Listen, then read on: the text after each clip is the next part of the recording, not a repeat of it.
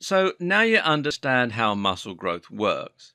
You can start to apply this concept to your training at home. The key is to recognize that you need to create micro tears, you need to create metabolic stress, and you need to challenge yourself with increasing weights. You then need to ensure you get adequate rest and protein so your body can build this back up. And here's where the discrepancy comes in with a lot of home workouts. Because if you're simply picking up a weight, curling it 10 times and then putting it down, you aren't really doing anything. All you're doing is using up some fast twitch fiber and some slow twitch fiber to move a weight 10 times. You're building up a few metabolites and you're maybe causing a few tears, but it's not enough to see rapid growth. You need to train like a bodybuilder. What does that mean? Well, it means you need to cause maximum stress and damage to the muscles and really challenge yourself. And that in turn means thinking outside the box and getting creative. The 1970s are often referred to as the golden age of bodybuilding. Back then, you had a lot of big names elevating the status of the sport. You had people such as Arnold Schwarzenegger, Franco Columbu, Lou Fegriano, Frank Zane, Sergio Oliver, etc., etc. A lot of this popularity could be credited to media mogul Joe Wider, who observed these bodybuilders training and examined the techniques they used to trigger growth. He codified these to create the Wider principles, which included such things as supersets, burns, force reps, etc. And if you've ever trained with a fitness instructor, you may have come across some of these techniques. At the time, neither Joe nor the bodybuilders he learned from necessarily understood the science behind these methods. Instead, they trained intuitively by listening to their bodies and starting to recognize the signs that a workout was working. But as it happens, all these techniques were either causing muscle tears or they were causing pump, and we can take some of these and apply them to our home workouts to make them much more effective. In particular, I'm going to be looking at one of these techniques and then a variation on it, and it'll change the way you train forever. Seriously. So, what's the technique I'm talking about? Well, that would be the drop set. Now, a drop set is a routine where you start with a heavy weight, probably something you can lift for about 8 to 10 reps. You then perform your repetitions as normal until failure. Then, when you've reached the point where you can't lift the weight once more, you simply lower it slightly and then carry on. So, let's say you're doing curls in a gym. You might use an approach called running the rack, which means you'll move down the rack until you reach the lightest weight. So you might start with 15 kilograms in each hand and perform 6 to 8 reps. Then you might put those down, immediately pick up a 12-kilogram weight and perform 5 reps. Then you'll put those down, pick up 10 kilograms and perform 6 reps. Put them down, pick up 8 kilograms and perform 5 reps. Then finish on 4 kilograms and perform just 4 reps before collapsing.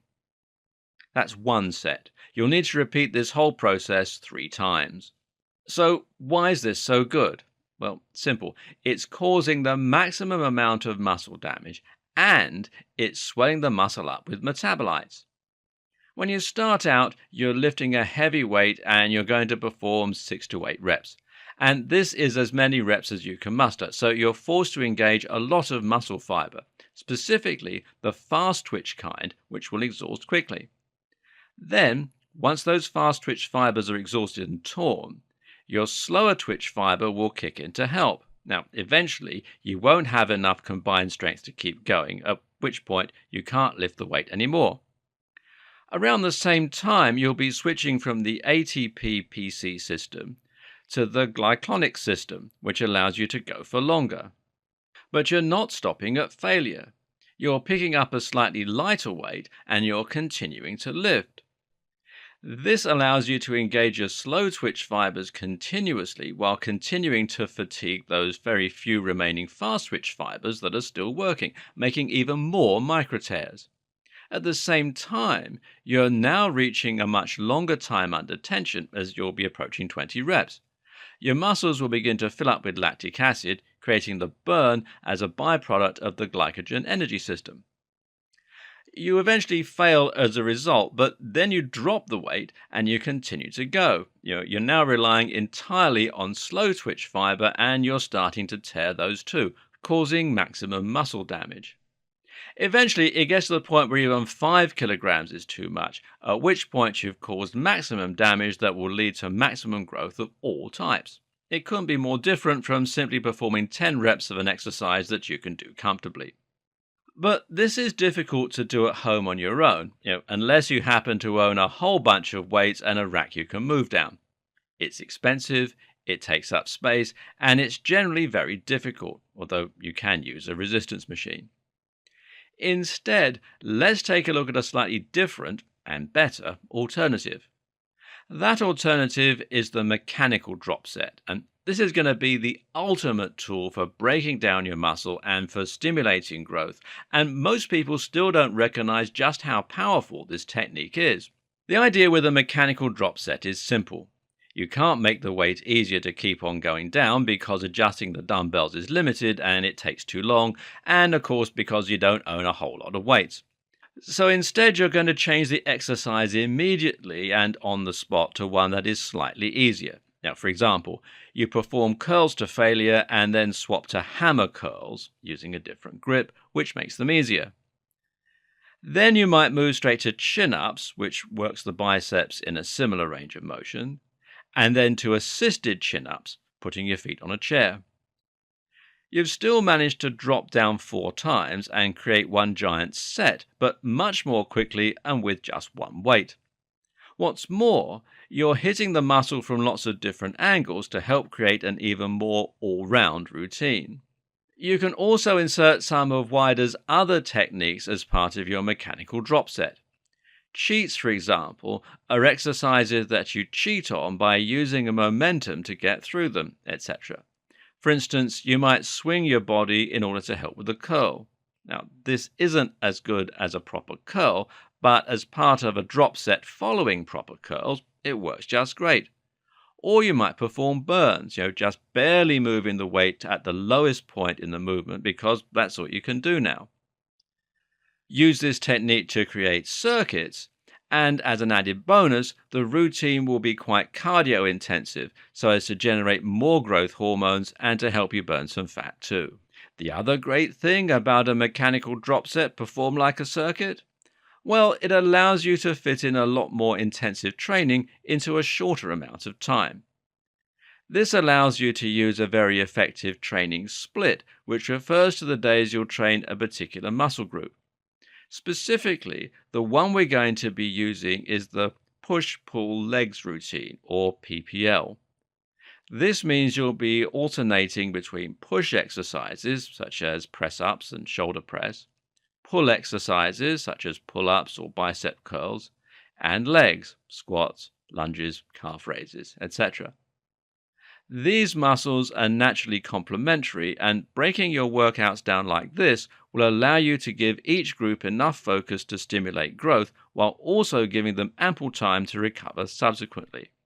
Your routine might look like this: Monday, push; Tuesday, pull; Wednesday, legs; Thursday, rest; Friday, push; Saturday, pull; Sunday, legs.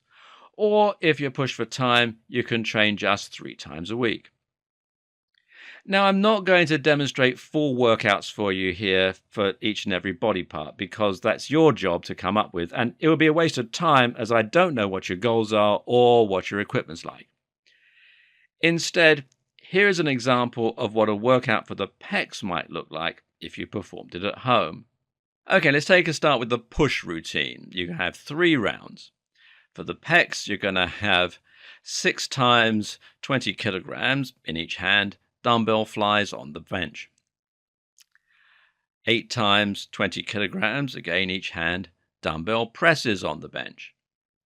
Then you're going to do 10 ring dips, 10 clapping press-ups, 10 rocking press-ups, this is where you dip down on each side, and 20 press-ups.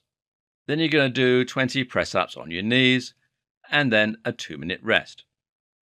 Then you move on to the triceps. Now that means 8 10 kilogram tricep kickbacks, followed by 6 10-kilogram dumbbell runners. Now, this is slow motion running, holding dumbbells and fully extending your arms behind.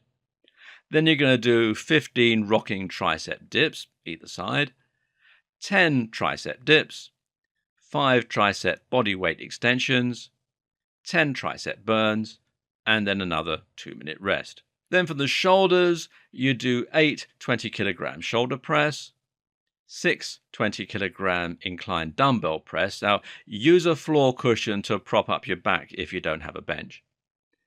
5 handstand presses, using a wall if needed, 10 decline press-ups, and then another 2-minute rest.